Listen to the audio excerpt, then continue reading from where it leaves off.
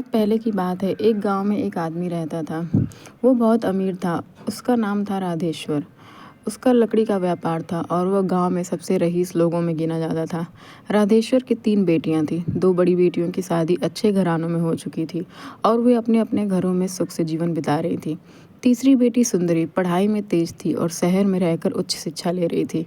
राधेश्वर को उस पर बहुत गर्व था और वह चाहता था कि उसकी शादी भी किसी बड़े और अमीर घर में हो, लेकिन किस्मत को कुछ और ही मंजूर था। शहर की पढ़ाई पूरी करने के बाद सुंदरी की मुलाकात एक ईमानदार और मेहनती युवक मधुसूदन से हुई, जो एक गरीब किसान परिवार से ताल्लुक़ रखता था। वह पढ़ा लिखा था लेकिन गांव में रहकर खेती करता था। दोनों के विचार मिलते थे और धीरे धीरे उनमें प्रेम हो गया। जब राधेश्वर को इस बारे में पता चला तो पहले तो उसने इस रिश्ते से साफ इनकार कर दिया। वह सोच भी नहीं सकता था कि उसकी बेटी की शादी एक गरीब किसान से हो जाए। लेकिन सुंदरी ने अपने पिता से साफ शब्दों में कहा, बाबा, दौलत जरूरी है पर इंसान की सच्चाई और इज्जत उससे कहीं ज़्यादा मायने रखती है। मधुसूदन मुझे समझता है, मेरा सम्मान करता है। राधेश्वर बहुत दुखी हुआ, लेकिन अपनी बेटी के आत्मविश्वास और निर्णय को देखकर वह अंत में मान गया। गांव में साधारण तरीके से शादी हुई, बिना ज़्यादा तामझाम के।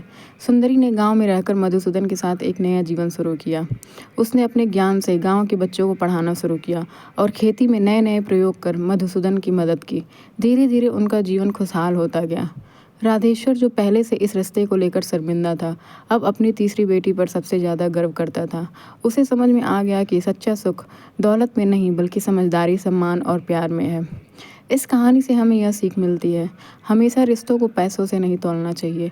प्यार, ईमानदारी और समझदारी ही असली दौलत है।